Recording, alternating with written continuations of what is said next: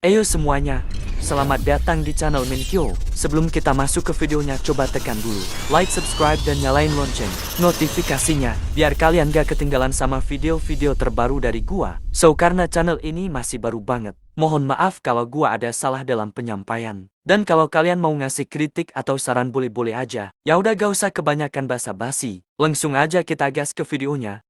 Setelah pertandingan besar Bayern Munchen versus PSG berakhir, kini kita kembali ke 33 menit sebelumnya, ke laga antara Manchester City dan FC Barca.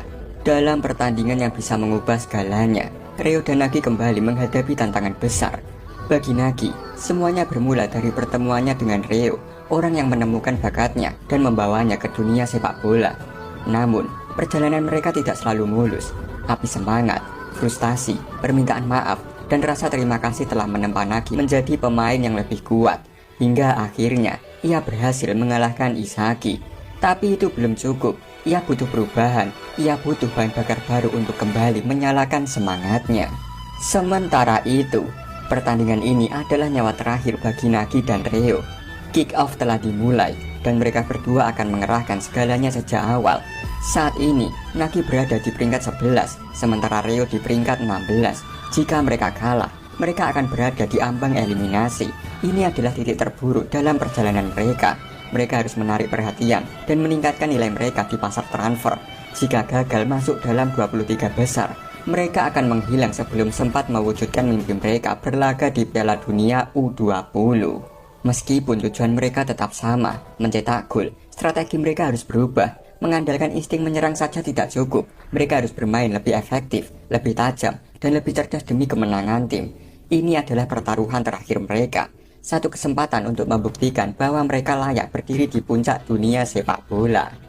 Rio mengumpan bola ke Nagi, dan Nagi yang dikepung segera mengembalikannya ke Rio. Otoya memperhatikan sesuatu yang berbeda.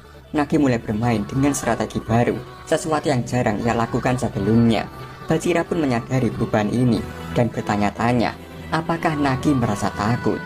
Dalam hati, Nagi bergumam, bukan berarti kami tidak mengincar gol. Pola pikir untuk menembak saat ada kesempatan tetap sama.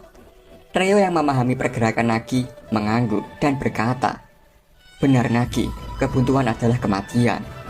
Di tengah permainan yang semakin intens, Rio dengan cepat melakukan begal pas ke sisi lapangan. Bola mengarah tepat ke area favorit Chigiri.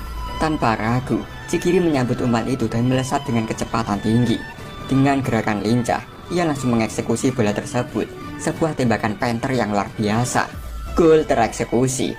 Chigiri berhasil mencetak gol pertama untuk Manchester City, membawa timnya unggul 1-0. Di sisi lain, Rio merasa puas karena berhasil memberikan 1 assist. Namun lebih dari sekedar skor, ia berharap ini menjadi awal dari kebangkitan mereka, terutama bagi Nagi. Kini, kita kembali ke waktu sekarang. Sesaat setelah Bayern Munchen memenangkan pertandingan, Ego muncul dengan sebuah pengumuman besar. Pertandingan antara Manchester City dan FC Barca telah berakhir, dan hasilnya telah ditentukan. Lebih dari itu, tawaran untuk para pemain sudah masuk. Saatnya dimulainya lelang gaji terakhir, momen penentuan yang akan menentukan siapa saja yang masuk dalam 23 pemain teratas. Isaki menunggu dengan tegang. Sebelum pertandingan, selisih nilainya dengan Rin hampir mencapai 50 juta. Ia telah memberikan segalanya demi membalikan keadaan. Kini, saat daftar pemain yang akan mewakili Jepang di Piala Dunia U20 diumumkan, tidak ada yang lebih penting baginya selain satu hal, menjadi nomor 1. Momen yang dinantikannya akhirnya tiba. Tawaran tertinggi dalam lelang diumumkan, 240 juta. Nama yang disebut adalah Ito Shirin dengan tawaran dari La Real. Melihat nama yang berada di puncak, Isaki terkejut bukan main. Dalam benaknya, ia bergumam penuh kekesalan. Serius, aku masih belum bisa mencapainya. Giginya bergemeretak saat itu juga. Di saat rasa frustasi menguasainya, tiba-tiba Rin yang berdiri di sebelahnya membuka mulut. Hei, kau melihat kemana pecundang?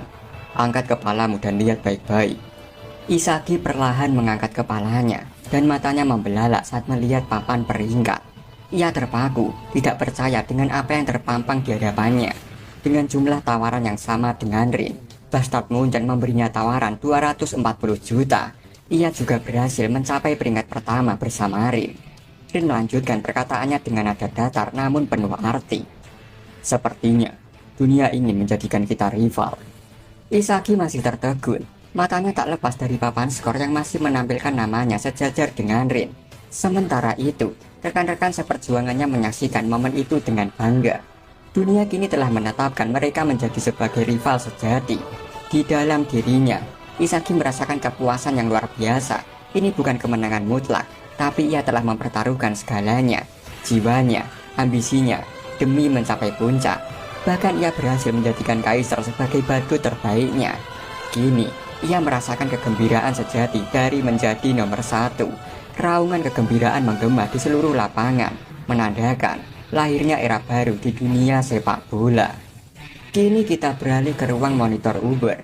Tim Uber telah menyelesaikan pertandingan mereka, dan kini satu nama terpampang di puncak peringkat dengan angka yang mencengangkan, 240 juta. Keberhasilan Isagi menjadi pusat perhatian mereka. Baru menatap layar monitor dengan sorot mata tajam, lalu berkata, "Benar keledai, itulah nomor 1 yang sedang aku kejar." Sementara itu, perasaan luar biasa menguasai Isagi. Ia telah menahan segala tantangan, beradaptasi dengan setiap situasi, dan akhirnya menghancurkan lawannya dengan logika yang sempurna. Ini adalah kemenangannya, hasil dari kelaparan yang membakar semangatnya, ambisi yang tak terpuaskan. Seluruh dunia kini merasakan kedahsyatan langkahnya, orisinalitasnya yang bersinar di panggung tertinggi. Otaknya terasa mendidih dalam euforia yang menggema di setiap serat tubuhnya. Ia tahu dirinya yang terbaik sedang berkembang, melangkah semakin dekat menuju tujuan tertingginya, menjadi yang terbaik di dunia. Dengan tekad yang membara, ia siap melangkah lebih jauh lagi. Kini waktu kembali ke momen sebelum papan peringkat diumumkan. Pertandingan antara Manchester City dan Barca kembali memanas. Bajira bergerak dengan penuh semangat, menggiring bola melewati pertahanan lawan yang berusaha menghentikannya. Rio berusaha memotong jalannya. Aki memberikan instruksi tajam dari belakang, dan Aki bersiap menjebaknya. Namun, Bajira menunjukkan kejeniusannya. Dengan gerakan yang mengejutkan sama orang, ia mengangkat bola menggunakan teknik roulette yang memukau. Bola berputar melewati lawan dengan indah, dan dalam satu sentuhan halus, ia mengontrolnya kembali dengan sempurna. Senyuman penuh percaya diri tersungging di wajahnya. Tanpa ragu, ia melepaskan tembakan mematikan ke gawang lawan. Bola melesat dengan presisi, menghujam jala tanpa bisa dihentikan. Dengan ini, Bajira menyatakan dirinya sebagai dewa di lapangan dan menyamakan skor menjadi 1-1. Dari luar lapangan, Lavinho yang melihat gol Bajira langsung bersemangat. Dengan penuh antusiasme, ia membuka jaketnya dan berseru, "Itu dia monster, ini super seru, aku ikut." Melihat semangat Lavinho yang membara, Prince pun ikut tersulut. Dengan senyum penuh percaya diri, ia menyahut, "Oke Lavi, saatnya pertunjukan para master." Sistem pergantian bintang pun diaktifkan. Lavinho dengan penuh semangat bersiap untuk turun ke lapangan. Sementara Prince menyadari bahwa ini adalah momen bagi para master untuk menunjukkan kebolehan mereka. Pertandingan kembali dimulai dan ritmenya berubah drastis. Di tengah situasi yang semakin menegangkan, Nagi menyadari bahwa keadaan kini tidak lagi sama. Ia harus beradaptasi dengan cepat atau tertinggal. Sementara itu, Aki menatap Nagi dengan tajam, memberikan peringatan yang syarat makna. "Setengah-setengah akan menghancurkanmu." Namun Rio tidak sepakat dengan peringatan itu. Dengan nada tegas, ia menentang Aki dan menyuruhnya menyingkir. Di sisi lain, Nagi merasa frustasi. Sejauh ini ia belum memberikan dampak besar dalam pertandingan. Bahkan untuk sekedar memberikan asis pun terasa sulit. Ia tahu bahwa ini bukan saatnya untuk ragu. Jika ia ingin tetap berdiri di puncak, ia harus lebih aktif, lebih agresif, dan meningkatkan kontribusinya. Nagi akhirnya memutuskan untuk bertahan bersama Rio. Mereka mulai menyusun serangan dengan umpan 1-2 cepat, mencoba membongkar pertahanan lawan. Namun Otoya yang sudah memahami pola permainan mereka, berhasil membaca pergerakan itu dan mencuri umpan mereka dengan presisi yang luar biasa. "Aku sudah melihatnya lebih sering daripada wajah orang tuaku, Nagi, Rio. Trik yang sama tak akan berhasil 2 kali padaku." Rio terkejut. Ia baru menyadari bahwa Otoya tidak hanya membaca permainannya, tetapi juga mampu memanfaatkan titik butanya. Sementara itu, Nagi merasakan sesuatu yang aneh di dalam dirinya. Sensasi yang begitu familiar namun sulit ia pahami sepenuhnya. Saat pertandingan mencapai puncaknya, Bachira dan Otoya semakin menggila. FC Barca menunjukkan permainan tiki-taka yang luar biasa cepat. Operan mereka mengalir seperti aliran listrik di lapangan, menghancurkan pertahanan lawan dengan kombinasi imajinasi dan kecepatan. Lavinho terus mendorong mereka, memacu timnya untuk meningkatkan intensitas serangan. Nagi menyaksikan semuanya dengan mata terbuka lebar. Untuk pertama kalinya dalam pertandingan ini, ia benar-benar memahami bahwa mereka yang berada di lapangan ini sedang dikuasai oleh sesuatu yang disebut api. Sebuah gairah tak terbendung yang mendorong mereka untuk terus maju tanpa henti. Dalam serangan cepat yang mematikan, Otoya melepaskan tembakan tajam yang tak mampu dihentikan kiper. Dan gol pun tercipta. Dengan percaya diri, mereka yang tak tergoyahkan, Bachira dan Otoya, berhasil membawa FC Barca unggul. Mereka kini hanya membutuhkan 1 gol lagi untuk mengamankan kemenangan. Chigiri yang menyaksikan momen itu dari kejauhan hanya bisa mengakui bahwa itu adalah gol yang luar biasa. Namun di sisi lain, para pemain bertahan mulai terdesak. Jika mereka kalah di titik ini, maka segalanya akan berakhir. Di tengah ketegangan itu, Nagi terdiam. Ia tenggelam dalam pikirannya sendiri. Ia pernah merasakan momen seperti ini sebelumnya, saat melihat orang-orang yang memiliki api di dalam diri mereka yang terbakar oleh ambisi, gairah, dan keinginan untuk menang. Namun pertanyaan itu masih menghantuinya. Bagaimana ia bisa membangkitkan api dalam dirinya saat ini? Siapa dirinya yang baru ini? Dan yang lebih penting, siapa yang akan percaya bahwa ia mampu menjadi yang terbaik di dunia? Reo berjalan mendekati Nagi. Reo mulai menyadari bahwa sistem permainan mereka tidak berjalan dengan baik dan mereka dalam masalah besar. Namun alih-alih panik atau merasa tertekan, Reo justru tersenyum. Ada kilatan semangat di matanya, sesuatu yang berbeda dari biasanya. Dengan penuh antusiasme, ia menjulurkan lidahnya dan berkata kepada Nagi, "Situasinya ini bagus, ayo lakukan sesuatu yang lebih menarik." Nagi terkejut. Dalam sekejap, ia bisa merasakan keyakinan yang tumbuh dalam diri Reo, keyakinan yang lebih kuat dari sebelumnya. Reo menatapnya dengan penuh tekad, matanya menyala dengan api yang membara. Kemudian dengan nada penuh tantangan, ia berkata, "Jika kita mencetak gol sekarang dan membalikan keadaan, kita akan menjadi pusat dunia." Senyum penuh percaya diri terbentuk di wajahnya saat ia melanjutkan, "Itu sudah cukup sebagai alasan untuk membakar semangatmu kan, jenius?" Nagi membelalakan mata. Ia merasakan sesuatu yang berbeda dari Reo. Bukan hanya tekad, tetapi juga kekuatan yang nyata. Dalam hatinya, ia bergumam penuh takjub, "Reo, kau sudah menjadi lebih kuat." Di momen terakhir, Reo menyampaikan tekadnya dengan jelas. Demi mencapai puncak dunia bersama Nagi, ia bersedia menjadi apa saja. Nagi menatapnya dalam-dalam, dan untuk pertama kalinya, ia benar-benar melihat cahaya dalam diri Reo. Bukan hanya sebagai sahabat, tetapi sebagai seseorang yang siap menerangi jalannya. Bersama, mereka akan menghadapi tantangan ini dengan keyakinan penuh. Karena mimpi Reo tidak hanya untuk dirinya sendiri, mimpi itu juga ada untuk Nagi. Nagi menatap Reo yang berdiri di hadapannya, mencoba memahami sosoknya lebih dalam. Meskipun Reo pernah kehilangan api dalam dirinya, justru dialah yang kini memberikan Nagi sebuah mimpi baru. Sebuah senyum penuh ambisi terukir di wajah Reo. Dengan keyakinan yang tak tergoyahkan, ia berkata, "Pergi dan cetak 2 gol, jenius. Kita adalah pahlawan." Melihat bara api yang menyala dalam diri Reo, Nagi mulai berpikir, beberapa waktu lalu, jika keadaan memburuk, Reo pasti akan panik. Tanpa dirinya, Reo mungkin tidak akan bisa berbuat apa-apa. Tapi sekarang situasinya berbeda. Nagi bertanya-tanya dalam hati, bagaimana Reo bisa menjadi sekeren ini? Bagaimana bisa, di saat dirinya masih diliputi ketakutan, Reo justru berdiri dengan penuh percaya diri, menantang dunia tanpa ragu. Namun perlahan ia mulai mengerti, Reo bukan lagi sosok yang dulu bergantung padanya. Sekarang, dialah yang memberi jalan. Dan untuk pertama kalinya, Nagi menerima ajakan Reo sepenuh hati. Jika Reo telah terbakar semangatnya, maka untuk mengimbanginya, Nagi juga akan menyalakan apinya sendiri. Sementara itu, Isagi yang telah menjadi pahlawan masih merenungkan kegilaannya sendiri. Ia merasa bahwa pengalaman yang begitu memabukkan ini mungkin memiliki rumusnya sendiri. Saat Isagi memikirkannya kembali, ia selalu memiliki tujuan yang jelas. Seseorang yang ingin dikalahkan atau sesuatu yang ingin dicapai. Lalu ia menemukan logika dalam dirinya untuk mewujudkannya. Pada akhirnya, ia telah menjadi mesin yang diciptakan untuk mengeksekusi hal itu. Menang sesuai perhitungan, itulah yang membuatnya semakin terbakar. Di antara kegilaan ini, Kisaki menyadari sesuatu. Setiap kali ia naik level, setiap kemenangan, setiap pencapaian, pengalaman, dan kemampuannya meningkat, tekniknya semakin berkembang dan bahkan bisa direplikasi.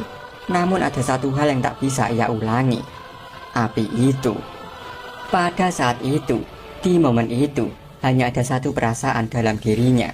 Teknik dan logika hanyalah alat untuk mewujudkan semuanya. Tapi inti dari segalanya adalah api yang membakar di dalam dirinya. Mimpi, tujuan, rival yang harus dikalahkan. Mereka yang memahami dan memanfaatkan api itu akan bertahan, sementara mereka yang salah menilainya akan tersingkir. Inilah medan pertempuran segalanya. Sementara itu, peringkat lelang mulai ditampilkan. Peringkat ketiga, Shido, dengan tawaran dari PXG sebesar 160 juta. Peringkat keempat, Baro, dengan tawaran dari Ubers sebesar 150 juta. Namun kini kita kembali ke pertandingan antara Manchester City dan Barca. Kick off dimulai kembali. Nagi mengumpan bola ke Rio, lalu segera mencari posisi terbaik sesuai keinginan rekannya. Kali ini, ia harus mencetak gol, karena jika mereka kecolongan satu gol lagi, semuanya akan berakhir begitu saja. Rio mengumpan ke Nagi dengan kontrol sempurna. Nagi menguasai bola, dan dalam pikirannya hanya ada satu nama, Rio. Saat ini, ia bermain bukan untuk dirinya sendiri, melainkan untuk memenuhi keinginan Ayang. Dalam gerakan cepat, ia melompat melewati dua pemain sambil mengontrol bola dengan kepalanya. Ya, aku berhasil melewati mereka. Haruskah aku menembak? Tidak, jaraknya terlalu jauh. Apa yang harus kulakukan jika aku adalah Rio? Tapi justru karena terlalu banyak berpikir, ia kehilangan momentum. Lavinho menerjang bola dan mencurinya dalam sekejap. Tatapan tajam Lavinho menusuk Nagi saat ia berkata dengan tegas, "Sepak bola itu bukan sekedar oper-operan." Nagi dan Rio panik melihat bola direbut oleh pemain bintang. Namun sebelum situasi memburuk, Chris dengan cepat maju dan mengamankan bola kembali untuk Manchester City. Dengan penuh gairah, Chris berteriak, "Kita belum selesai, Manchester City!" Lavinho mendengus, urat di wajahnya menegang. "Dasar tukang pamer!" Chris tidak menggubris, ia menatap para striker dengan penuh determinasi, lalu menggunakan punggungnya untuk menahan Lavinho. Dengan gerakan cepat, ia memutar tubuhnya dan mengabaikan Nagi yang berdiri di dekatnya. Nagi yang menyadari hal itu, terdiam. Kenapa? Chris mengabaikannya. Sebelum melepaskan long pass, Chris berkata, "Aku tak memberikan masa depan kepada egois yang tak mengejar kesempurnaan." Lalu dengan penuh keyakinan, ia mengakhiri ucapannya dengan seruan yang menggema di seluruh lapangan. "Lampaui kenyataan, Blue Lockers!" Chris melepaskan umpan terobosan mematikan yang meluncur sempurna ke arah Rio. Rio yang tengah berlari, sempat terkejut, tidak percaya. Chris mengoper bola kepadanya. "Cetak gol itu, Rio Mikage! Aku ingin melihat masa depanmu!" Seruan penuh keyakinan dari sang master menggema di lapangan, membakar semangat Rio. Tanpa ragu, ia melakukan gerakan palsu, melangkah ke kiri sebelum dengan cepat menerobos ke sisi kanan Otoya, membuat lawannya kehilangan keseimbangan. Otoya terbelalak dalam keterkejutan. "Itu gerakanku tadi, dia langsung menirunya." Dengan fake movement yang sempurna, Rio mematikan langkah Otoya dan bersiap menyambut umpan Chris. Saat melihat pergerakan Rio, Nagi merasakan perasaan campur aduk. Untuk pertama kalinya, ia melihat Rio Mikage benar-benar bisa hidup tanpa dirinya. Dalam satu momen yang menentukan, Rio melepaskan tendangan keras yang merobek gawang FC Barca. Dan gol spektakuler tercipta. 2-2. Rio Mikage berhasil menyamakan kedudukan. Di saat yang bersamaan, waktu pergantian master telah habis. Para master harus kembali ke bangku cadangan, menandakan bahwa pertarungan ini kini sepenuhnya ada di tangan para Blue Lockers. Sementara itu, Nagi berjalan mendekati Rio yang masih dipenuhi euforia setelah mencetak gol. Namun senyum penuh semangat di wajah Rio seketika memudar saat melihat Nagi di hadapannya. "Maafkan aku, Nagi. Aku menembaknya sendiri." Sebelum Rio bisa melanjutkan, Nagi segera memotongnya. "Baguslah, jika kau terbakar semangat, maka itulah jawabanmu." Ia menghela nafas, lalu melanjutkan dengan suara yang lebih tenang. Maaf Reo, maaf telah merepotkanmu. Namun jauh di dalam dirinya, api kecil mulai menyala. Nagi mulai memahami sesuatu. Ia harus berubah, bukan lagi sebagai seseorang yang hanya mengikuti keinginan orang lain, tapi sebagai individu yang memiliki tekadnya sendiri. Semangat inilah yang akan membuka dunia baru baginya. Di saat itu juga, Nagi akhirnya berkembang dengan egonya sendiri. Seorang jenius yang belum sempurna kini mulai bersinar, menunjukkan potensinya yang sesungguhnya. Ia tidak ingin bergantung pada Reo. Keputusan itu tegas, ia tidak akan mengoper kepada Reo lagi, dan ia pun tidak ingin menerima operan darinya. Ia akan mencetak gol dengan tangannya sendiri. Reo yang terkejut dengan perubahan sikap Nagi mencoba menyadarkannya. Mereka berada dalam situasi kritis. Jika mereka tidak mencetak gol berikutnya, semuanya akan berakhir. Namun bagi Nagi, ini bukan lagi tentang kita. Reo telah menemukan apinya dan mengamankan kelangsungan hidupnya dalam permainan terakhir. Dan itu cukup bagi Nagi untuk mengambil keputusan ini. Bagi Nagi, keberadaan Reo justru membuatnya bergantung. Namun kini ia sadar bahwa cara bermain seperti itu tidak akan pernah membuat mereka menjadi yang terbaik di dunia. Jika Reo bisa bertarung sendiri, maka Nagi juga harus melakukan hal yang sama. Untuk pertama kalinya, Nagi merasakan ketakutan bahwa Reo tidak akan ada di sisinya lagi. Namun, ia harus tetap melangkah maju. Reo yang melihat perubahan ini ingin membantahnya, namun Nagi tampak tidak peduli. Kick off pun dimulai kembali. Pertarungan sesungguhnya baru saja dimulai. Bachira yang menerima bola segera mengirimkan umpan panjang ke depan. Melihat bola melambung tinggi, Nagi langsung melompat, mengontrolnya dengan sempurna. Dalam pikirannya, ia berusaha mengubah rasa takutnya menjadi api yang membara. Ia tidak boleh mundur. Dari kejauhan, Bachira memperhatikan dengan kagum. Loncatan Nagi terlalu luar biasa, seakan-akan ia memotong jalur umpannya sendiri. Nagi langsung mengoper bola ke Agi. Agi yang menerima operan itu terkejut melihat perubahan sikap Nagi. Ia bergerak dengan cara yang belum pernah ia lakukan sebelumnya. Kini, ia melakukan passing cepat bersama rekan-rekannya tanpa Reo. Dan perlahan, permainan mulai berpusat padanya. Namun meski ia mencoba menepisnya, perasaan kehilangan terus mengantuinya. Reo menghilang dari pandangannya. Kesadaran bahwa ia mungkin tidak bisa bermain bersama Reo lagi menimbulkan kekosongan dalam hatinya. Ia tidak pernah membayangkan masa depan seperti ini. Saat pertandingan semakin sengit, lawan-lawan telah mengantisipasi pergerakannya. Namun Nagi tetap tenang. Dengan gerakan presisi, ia mengontrol bola di belakangnya menggunakan tumitnya sebelum mengarahkannya kembali ke Agi. Sebuah peluang emas tercipta saat Agi mengembalikan bolanya ke Nagi. Di depan gawang, bola kini berada tepat di hadapannya. Momen krusial tiba. Dalam lubuk hatinya yang terdalam, ia masih ingin bermain bersama Reo. Namun untuk tetap berada di sisinya, ia harus menjadi kuat. Ia harus menjadi yang terbaik dengan kemampuannya sendiri. Ia mengayunkan kakinya. Namun sayang, tendangan kerasnya yang mengarah ke gawang Barca harus diblokir oleh pemain bertahan lawan. Kesempatan itu lenyap seketika. Dan sebelum ia bereaksi, Otoya datang menerjang. Otoya tidak membiarkannya bergerak bebas. Dengan kecepatan dan insting tajam, Otoya membaca setiap langkahnya dengan cermat. Kini, dalam keadaan yang semakin sulit, keraguan mulai menyelimuti Nagi. Haruskah ia menembak? Tidak, ada 3 pemain yang siap menghentikannya. Sementara itu, Otoya semakin mendesak. Gol yang diimpikannya terasa semakin jauh. Perasaan kesepian semakin menghimpitnya. Ia benar-benar sendirian. Namun di tengah keheningan itu, suara Reo tiba-tiba terdengar memanggil namanya. Nagi terkejut. Ia merasakan sesuatu yang berbeda. Sebuah dorongan yang selama ini ia abaikan. Di saat itulah, ia menyadari sesuatu yang lebih dalam. Tidak ada yang bisa menjadi egois sepenuhnya dan tetap bertahan.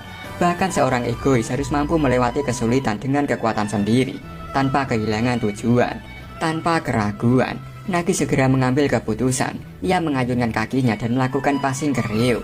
Bola melesat cepat, membelah udara, menuju Reo yang telah maju ke depan. Namun, sebelum bola sampai di kaki Reo, semuanya hancur. Seseorang telah datang. Orang ketiga muncul dan merusak hubungan harmonis antara Reo dan Nagi.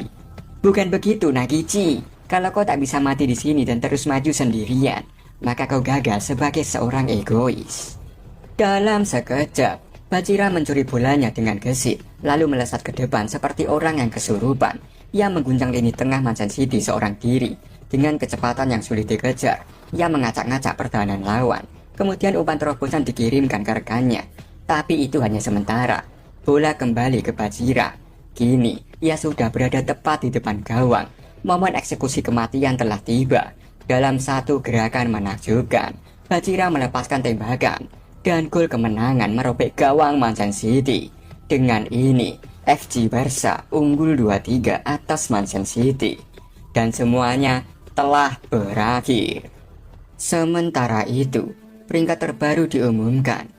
Peringkat 5, Bajira 120 juta yen. Peringkat 6, Jigiri 90 juta yen. Peringkat 7, Reo 78 juta yen. Peringkat 8, Kunigami 66 juta yen. Peringkat 9, Otoya 63 juta yen. Peringkat 10, Aiku 60 juta yen. Peringkat 11, Karasu 55 juta yen. Peringkat 12, Gagamaru 50 juta yen. Peringkat 13, Ariu 45 juta yen. Peringkat 14, Yukimiya 42 juta yen. Peringkat 15, Niko 40 juta yen. Peringkat 16, Yori 39 juta yen. Peringkat 17, Sendo 37 juta yen. Peringkat 18, Urona 35 juta yen. Peringkat 19, Santetsu 33 juta yen. Peringkat 20, Fukaku 28 juta yen. Peringkat 21, Raichi 27 juta yen. Peringkat 22, Kiora 26 juta yen. Peringkat 23, Nanase 25 juta yen. Di tempat lain, Isagi menatap layar dengan ekspresi terkejut. Nama Nagi kini berada di posisi yang mengejutkan semua orang. 24 adalah peringkatnya dengan harga 24 juta yen. Seorang jenius yang seharusnya bersinar justru tereliminasi. Bahkan Isagi yang dijuluki Raja Iblis tidak menyangka. Sebuah kenyataan pahit pun mulai terungkap. Jalan Nagise Shiro dan Mikage Ryo kini mulai berpisah. Di tengah kerumunan para peserta yang menanti dengan gelisah, beberapa meledak dalam sukacita saat ranking lelang diumumkan.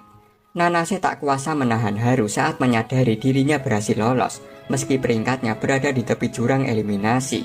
Raichi berteriak lantang penuh kepuasan ketika namanya tercatat di ranking ke-21, ambang batas yang menentukan nasib. Peserta lainnya pun mengekspresikan kemenangan mereka dengan teriakan, tawa, atau bahkan keheningan penuh keterkejutan. 23 nama telah diumumkan. Mereka adalah orang-orang yang selamat dari proses seleksi brutal yang telah berlangsung begitu lama.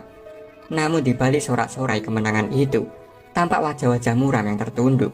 Bagi sebagian lainnya, pengumuman ini adalah akhir dari segalanya, akhir dari perjuangan panjang, dari harapan yang menyala-nyala, dan dari mimpi yang mereka bangun dengan darah dan keringat. Tokimichi yang dulu berada di jajaran top 3 sebelum Neo Egoist League dimulai, kini harus mengundurkan diri dengan mata yang berkaca-kaca. Para pemain yang dulunya mewakili tim nasional Jepang U20 harus menerima kenyataan pahit bahwa mereka kini dianggap usang dan tak lagi dibutuhkan. King Igaguri pun harus menelan kenyataan getir. Ia tersingkir dari Blue Lock. Ketika Ego Jinpachi, arsitek dari proyek gila ini, mengumumkan berakhirnya lelang gaji, suasana mendadak senyap. Mereka yang tak berhasil menembus 23 besar dinyatakan tak lagi relevan. Seperti eksperimen gagal, mereka disingkirkan tanpa belas kasih. Kata-kata Ego yang dingin dan tegas menghantam mental mereka seperti palu godam, dan pintu loser gate pun dibuka bagi mereka yang kalah. Di tengah kebingungan dan keterkejutan, Isagi berseru lantang memanggil Ego Jinpachi. "Tunggu sebentar, Ego-san, kenapa Nagi tidak lolos?" Ego terdiam sejenak, lalu menjawab dengan suara datar namun tegas. Menurutnya, Nagi telah gagal membuktikan dirinya dalam pertandingan ini. Ia memang pernah bersinar, namun hanya sesaat. Ketidakkonsistenannya menjadi bumerang dalam sistem yang mengevaluasi kontribusi pemain secara objektif. Dalam dunia Blue Lock, inkonsistensi berarti kematian. Kejeniusannya saja tidak cukup, dan hasil akhir dari lelang gaji yang ia peroleh telah menjelaskan segalanya. bahwa kualitasnya belum cukup untuk bertahan. Di sisi lain, Ryo, sahabat sekaligus orang paling percaya pada Nagi, tidak bisa menerima kenyataan pahit ini. Baginya, keputusan tersebut tak masuk akal. Dunia telah mengakui kemampuan Nagi, meskipun terkadang ia tampil kurang maksimal. Ada permainan-permainan ajaib yang hanya bisa diciptakan oleh Nagi seorang. Kejeniusan sahabatnya bukan sesuatu yang bisa diukur dengan angka semata. Ryo berseru lantang, membela sahabatnya dengan penuh emosi. Dia jelas seorang jenius. Apa pantas bakat seperti itu dibiarkan menghilang begitu saja? Tidak bisakah kau menghitung ulang? Namun Ego menolak mentah-mentah permintaan Ryo dan menyuruhnya untuk diam. Dengan nada dingin, ia memperingatkan bahwa tempat ini bukanlah sekolah dasar untuk anak manja. Blue Lock adalah laboratorium brutal, tempat untuk menciptakan striker terbaik. Bagi Ego, bakat Nagise Shiro sudah layu, seperti sosis walit. Bakat bukan sekedar potensi, bakat adalah hasil dari pembuktian berulang-ulang. Ia berkembang atau merosot tergantung kondisi mental, lingkungan, persaingan dan ambisi. Namun bakat juga bisa menjadi pisau bermata dua. Ego menyebut rangkaian fan liar Nagi pada pertandingan ketiga sebagai contoh nyata. Saat itu, Nagi menunjukkan sesuatu yang melampaui ekspektasi, seolah-olah ia melampaui batas bakatnya. Tapi justru disitulah kesalahan terbesar dimulai. Ryo dan Nagi menyangka momen itu adalah kekuatan sejati. Dunia pun mulai menaruh harapan tinggi padanya. Padahal, hasil yang mereka capai saat itu adalah anomali, bukan standar. Dan kesalahan fatal terjadi ketika gol itu tercipta. Nagise Shiro mulai meyakini bahwa ia telah mewujudkan mimpinya, mengalahkan Isagi Yoichi. Ia merasa puas, dan dari kepuasan itulah bakatnya mulai layu. Ego menegaskan, yang membunuh bakat bukanlah keputusasaan, ketakutan, atau kehilangan harapan. Yang membuat sebuah bakat mati adalah kepuasan. Nagi belum benar-benar memiliki kemampuan untuk mengalahkan Isagi. Kemenangannya hanya sebuah kebetulan. Keinginannya telah terpenuhi, dan seperti binatang yang perutnya kenyang, ia lupa bagaimana caranya berburu. Dalam kasus Nagi, ia memang sempat menunjukkan performa luar biasa, momen yang mencengangkan banyak orang. Tapi pada akhirnya, itu hanyalah puncak sesaat dari sebuah keberuntungan. Alih-alih menjadikannya batu loncatan untuk terus berkembang, Nagi justru terjebak dalam kepuasan. Ego menegaskan bahwa dalam pertandingan itu, Nagi seharusnya tetap berjuang untuk menang dengan kekuatannya sendiri, meski menyakitkan, meski harus kalah. Karena yang terpenting bukanlah hasil, melainkan kobaran tekad untuk terus membakar ego itu. Lalu Ego mengucapkan sebuah kalimat yang mengguncang jiwa Ryo. Keputusan Ryo untuk bekerja sama adalah yang membuat bakat Nagise Shiro layu. Pernyataan itu menghantam Ryo lebih keras dari pukulan manapun. Air matanya jatuh tanpa bisa ditahan, seolah kesadaran atas kesalahan yang ia buat akhirnya menyusup ke dalam hatinya. Ego melanjutkan dengan nada tajam namun tenang. Saat itu, bakat Nagi memang sudah mulai layu dan seharusnya dibiarkan gugur. Tapi Ryo terus menyiraminya dengan harapan, percaya bahwa bakat itu belum mati. Ia menolak melihat kenyataan, dan akibatnya mereka berdua terjebak dalam mimpi kosong, membual tentang menjadi yang terbaik di dunia.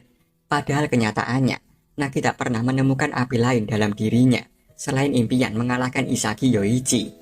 Di antara air mata, kekecewaan, dan kenyataan yang mencabik-cabik, impian mereka menggantung di udara, tak pernah benar-benar selesai. Dan di balik keterpurukan Nagi yang terlihat pasrah, tersembunyi rasa takut dalam diri Ryo. Takut kehilangan segalanya. Takut dunia yang mereka bangun bersama runtuh begitu saja. Sambil menahan tangis yang kian pecah, Ryo memohon dengan suara bergetar, meminta Ego untuk berhenti. Namun Ego membalas tanpa ampun. Suaranya tajam dan tak tergoyahkan. Diam, ini adalah Blue Lock. Aku hanya membutuhkan orang-orang gila yang tak pernah puas sebelum menjadi yang terbaik di dunia. Orang biasa yang puas dengan hasil setengah-setengah. Nyahlah, pulanglah, Nagise Shiro. Untuk sesaat, ruangan itu hening.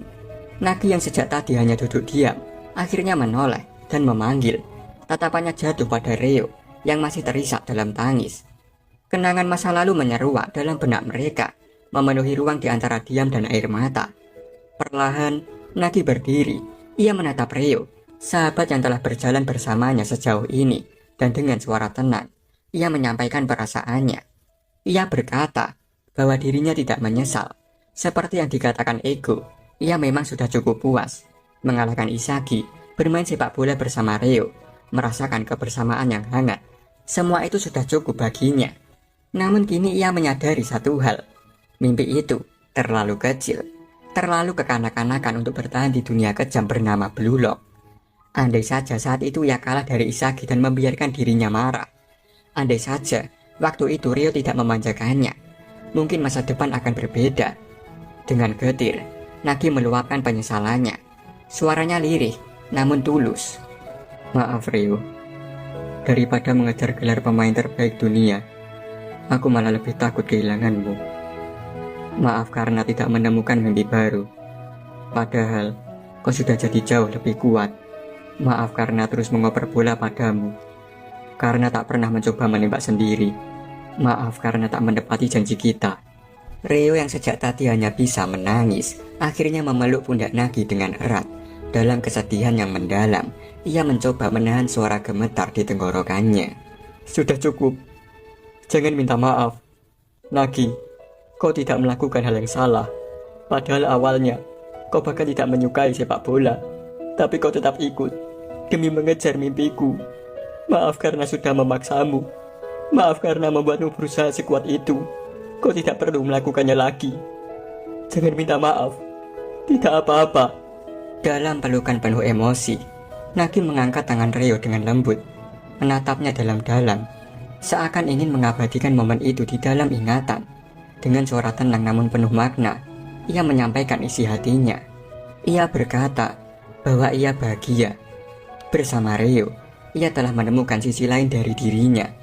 Rasa semangat saat bermain bola, rasa takut akan kekalahan, keinginan untuk menang, dan kejujuran yang selama ini tersembunyi. Semua itu adalah pengalaman yang berharga. Tapi dari semuanya, yang paling menghantui pikirannya adalah satu hal. Betapa sepinya ia tanpa Ryo di sisinya. Bagi Nagi, Ryo adalah cahaya dalam hidupnya. Sejak pertemuan pertama mereka, segalanya berubah. Setiap detik bersama Ryo adalah harta yang tak ternilai. Namun ia juga tahu bahwa kebersamaan mereka telah sampai di ujung jalan. Dengan berat hati, Nagi menyimpulkan sesuatu yang menyakitkan. Mungkin mereka seharusnya hanya saling melewati. Ia kalah karena terlalu menghargai momen itu. Karena ia lebih memilih Ryo daripada ambisi. Dan saat itulah ia berhenti menjadi seorang jenius. Seandainya mereka berpisah lebih awal, mungkin mereka bisa tumbuh lebih kuat dan benar-benar menjadi yang terbaik di dunia. Setelah mengucapkan semuanya, Nagi mengusap kepala Ryo dengan lembut dan berkata dengan suara terakhirnya, penuh ketulusan, "Selamat tinggal Ryo, dengan kekuatanmu sendiri, jadilah yang terbaik di dunia." Ryo hanya bisa menunduk dalam tangis yang pecah tak tertahankan, menyadari bahwa sosok yang selama ini selalu berjalan di sampingnya kini pergi, dan mungkin tak akan pernah kembali. Semua impian yang pernah mereka bagi bersama, kini runtuh dalam diam. Di sekeliling mereka, para pemain yang menyaksikan kepergian Nagi hanya bisa terdiam. Mereka yang dulu mengagumi kejeniusannya, yang pernah menyaksikan keajaiban dari kaki Nagi Seishiro, kini tak sanggup berkata apa-apa. Seakan ada sesuatu yang ingin mereka sampaikan, namun tak mampu terucap. Dan akhirnya, satu suara memecah keheningan. Sebelum Nagi benar-benar menghilang di balik loser gate, suara lantang menggema di layar hologram. "Nagi!" Nagi menoleh. Dari balik cahaya biru hologram, tampak sosok Isagi Yoichi. Tatapannya menembus layar, tajam namun dipenuhi emosi. Ada air mata yang menggantung di pelupuk matanya, tertahan, namun nyata. Lalu dengan suara yang bergetar namun penuh keyakinan, Isagi berteriak, "Jangan tinggalkan sepak bola!" Nagi menatap layar itu sejenak, matanya kosong, tetapi dalam. Ia tak berkata sepatah kata pun. Lalu ia kembali melangkah, diam-diam, tanpa ragu, melewati gerbang kekalahan yang dingin dan tak berperasaan. Loser gate.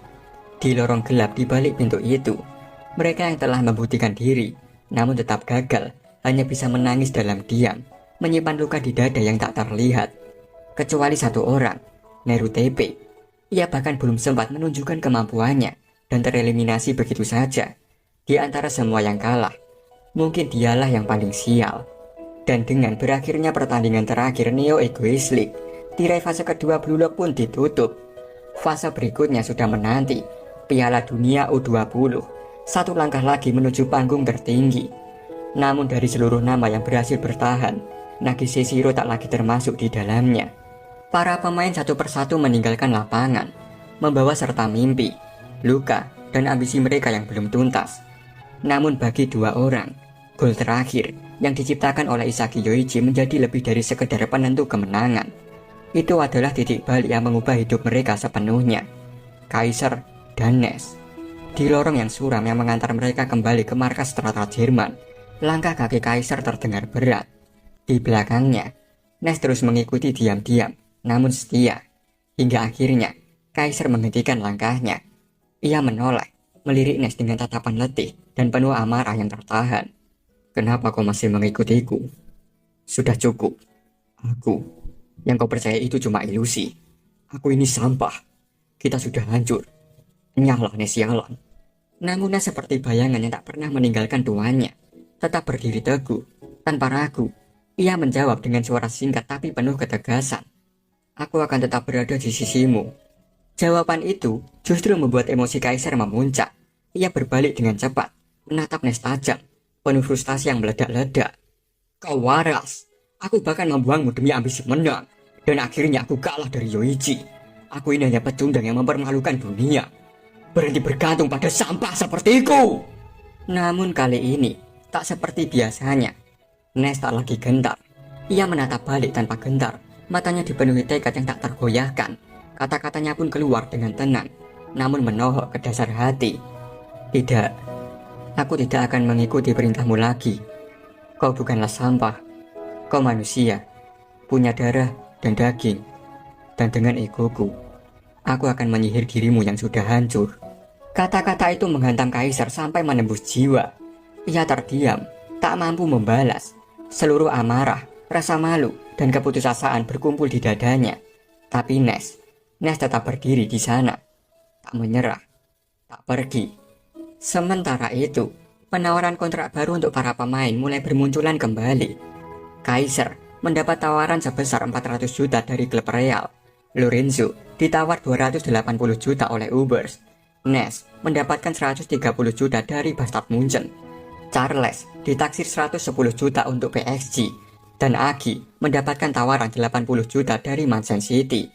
Di sisi lain, 23 pemain yang berhasil bertahan di Neo Egoist League diinstruksikan untuk beristirahat dan bersiap untuk agenda selanjutnya yang akan dimulai besok pukul 9 pagi. Mereka diminta mengenakan setelan khusus dan naik ke shuttle bus yang telah disediakan. Di dalam bus, para pemain tampak berbeda dari biasanya. Bachira merasa ini pertama kalinya ia memakai setelan semewah itu. Nanase tampak canggung, khawatir soal dasinya, sementara Hiyori membantu merapikannya. Baru merasa janggal karena jendela bus terlalu gelap, membuatnya tak bisa melihat keluar. Otoya bergumam soal kehidupan mewah. Zantetsu gembira karena semua fasilitas ini gratis. Karasu penasaran kemana mereka sebenarnya akan dibawa. Sendo bersemangat mengira mereka akan bertemu jurnalis, tampil di TV, atau bahkan melakukan live stream. Aryu merasa ini adalah debut resminya, sementara Nico mulai merasa tertekan oleh situasi. Rin merasa kesal karena semua orang terlalu berisik. Sementara itu, Isagi merenung.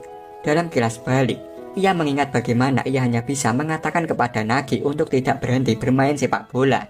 Ia penasaran apa yang saat ini ada di benak Reo dan mengakui bahwa dirinya sendiri masih diliputi rasa bimbang, terutama tentang kepergian Nagi yang hingga kini sulit ia terima. Ketika bus akhirnya tiba di tujuan, Chigiri dan yang lainnya merasa penasaran.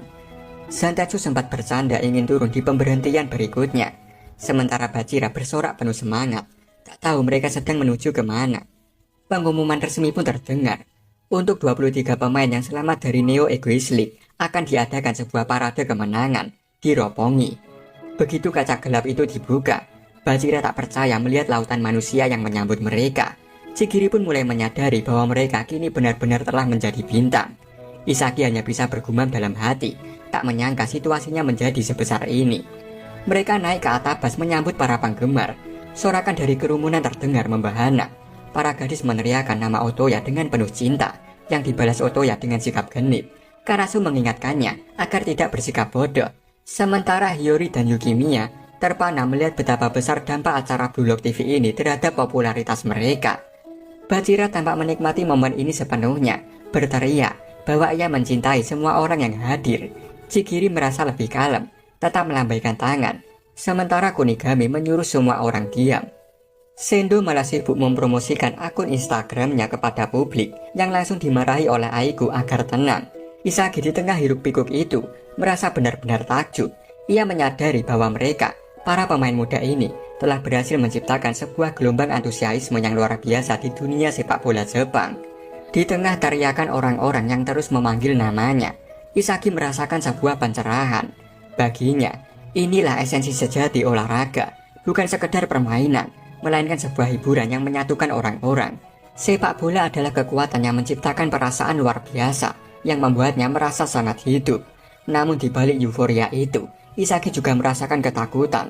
Ia sadar bahwa dalam dunia ini, seseorang bisa menjadi pahlawan dalam sekejap, namun bisa jatuh dalam sekejap pula. Dunia sepak bola adalah tempat di mana segalanya, baik yang terbaik maupun yang terburuk, bisa terjadi kapan saja. Oleh karena itu, Isagi berjanji pada dirinya sendiri untuk tidak pernah merasa puas sampai ia benar-benar menjadi yang terbaik di dunia. Ia ingin melampaui semua pemandangan yang kini ada di depannya. Ia tidak akan berhenti, tidak sekarang. Sementara itu, di tempat lain, Nagisa Ishiro telah kembali pada kehidupannya yang biasa, jauh dari sorotan, jauh dari hiruk-pikuk Blue Lock yang pernah menjadi panggung kejeniusan dan kejatuhannya. Ia bertemu kembali dengan Choki, seekor makhluk kecil yang dulu selalu menemaninya. Dalam pertemuan yang singkat itu, tersirat sebuah pengakuan diam, bahwa dirinya seperti Choki, tak pernah benar-benar berubah. Hidupnya kembali hampa, datar tanpa gairah. Tatapannya kosong seakan dunia di sekelilingnya tak lagi berarti. Sorot mata yang dulu dipenuhi ambisi dan rasa ingin menang kini meredup. Tak ada kilau, tak ada tujuan. Di balik ketenangan wajahnya, jiwanya masih berkelana, mencari sesuatu yang bisa membakar dirinya kembali. Bukan sekedar sepak bola, bukan sekedar kemenangan, tapi makna yang lebih dalam. Sesuatu yang mampu mengguncang hatinya seperti dulu. Dan sementara Nagi larut dalam kekosongan yang menyesakan, waktu terus bergulir tanpa ampun.